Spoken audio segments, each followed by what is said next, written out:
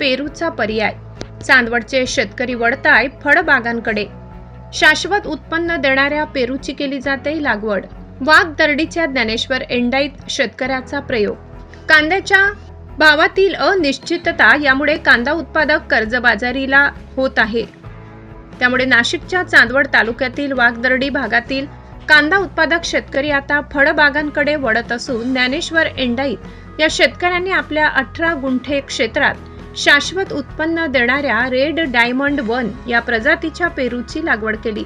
त्यासाठी त्यांनी पश्चिम बंगालच्या SN नर्सरीकडून 550 रोपे आणले असून फळबाग तज्ञ संदीप यांच्या मार्गदर्शनाखाली लागवड केली असून साधारण 10 महिन्यात या पेरू बागेतून उत्पादन येण्यास सुरुवात होईल. विशेष म्हणजे संपूर्ण नैसर्गिक खतांचा वापर करून ही बाग विकसित करण्यात येणार आहे. एकाच झाडापासून साधारणतः 10 ते 12 किलो पेरूच्या उत्पादन अपेक्षित आहे. रेड डायमंड पेरूला बाजारात सध्या 130 रुपये प्रति किलो दर मिळतो.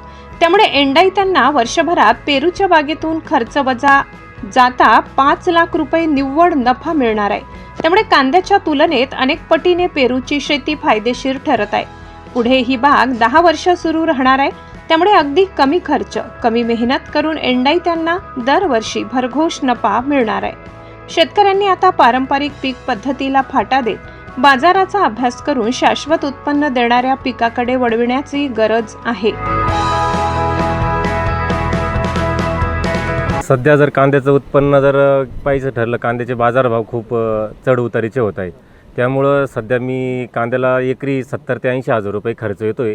त्याच्यामुळं मी हा फळबागाचा पेरूचा फळबागाचा मी हा ऑप्शन निवडला आहे. कोणत्या जातीची व्हरायटी निवडली, ही व्हरायटी का निवडली आणि याच्यातून आपलं उत्पन्न कसं मिळणार? मी याच्या अगोदर पिंक तैवान लावला होता. तो पिंक तैवानला निमेटोडचा खूप मोठा आजार आहे. पण ह्या व्हरायटीला ग्राफ्टिंग व्हरायटी असल्यामुळं हिला खाली रूट जो आहे ते देशी आहे आणि त्याच्यावर ही जार्वी रेड 1ची ग्राफ्टिंग केली आहे. त्यामुळं जास्त काही तिला प्रॉब्लेम येत नाही आणि हिचं उत्पन्न आणि हिचं ग्रोथ जर पाहिली तर हिचं 6-7 महिन्यामध्ये फळ चालू होऊन जातं आणि फळ चालू झाल्यानंतर तिला जास्त निमॅटोडचा कुठला काही आजार नाही आहे. साधारण किती उत्पन्न येऊ शकतं आणि ते कांद्याच्या तुलनेत फायदेशीर आहे? इथं साधारण पहिल्या वर्षामध्ये 6-7 महिन्यामध्ये हिचं 7 ते 10 किलो माल एका झाडाला निघू शकतो. म्हणजे एकंदरीत एक 5-5.5 हजार माल निघू शकतो याला. आणि याचे रेट मिनिमम रेट जरी धरला तर आपण 100 रुपये 120 रुपये जरी धरला तर आपल्याला त्याच्यातून 6.5-7 लाख रुपये उत्पन्न मिळू शकतं. कांद्याच्या तुलनेत हे उत्पन्न आहे?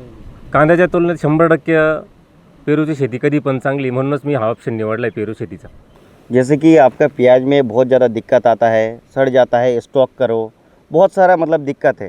आप आसानी से अमरूद करो, उतना खर्चा भी नहीं आएगा, कम तुलना में. जैसे कि किसानों के लिए फ़ायदेमंद एक वैरायटी है. जैसे कि आप बंजर ज़मीन पड़ी हुई है, उसमें आप प्याज नहीं लगा के और ये आपका रेड डायमंड 1 और जार्वी रेड 1 ये आप आसानी से लगा सकते हो. आपको कोई दिक्कत नहीं है, आसानी से आप आगे बढ़ सकते हो. जैसे कि फार्मिंग करके बहुत लोग आगे नहीं बढ़ पा रहे हैं, उनके लिए मैं हूँ.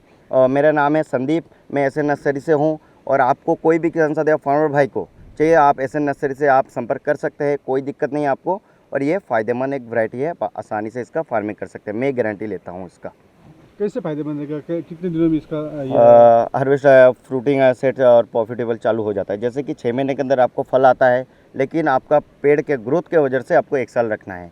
और एक पेड़ में जैसे कि आपका फल आता है 12 से 15 किलो के आसपास फल आता है. और एक जैसे कि 1 किलो का मार्केट वैल्यू जो है वो 130 रुपये किलो है. तो आप काउंटिंग करके देखिए कितना रुपये आपका 6 महीने के अंदर बनता है. तो आप आसानी से इसका फार्मिंग कर सकते हैं, कोई झंझट नहीं, कोई ये नहीं. और दूसरे चीज़ में जैसे कि झंझट वगैरह है, इसमें कोई दिक्कत नहीं है आपको. पेस्टिसाइड और इसका कैसा है? पेस्टिज वगैरह उसमें जैसे कि खाद वगैरह में उतना दिक्कत नहीं है. और इसमें जो है जैसे कि बहुत सारा बीमारी होता है, अमरूद में उतना ज़्यादा बीमारी नहीं है, कोई दिक्कत नहीं है आपको. और हम आपको गाइड करते रहेंगे, कोई दिक्कत नहीं है आपको.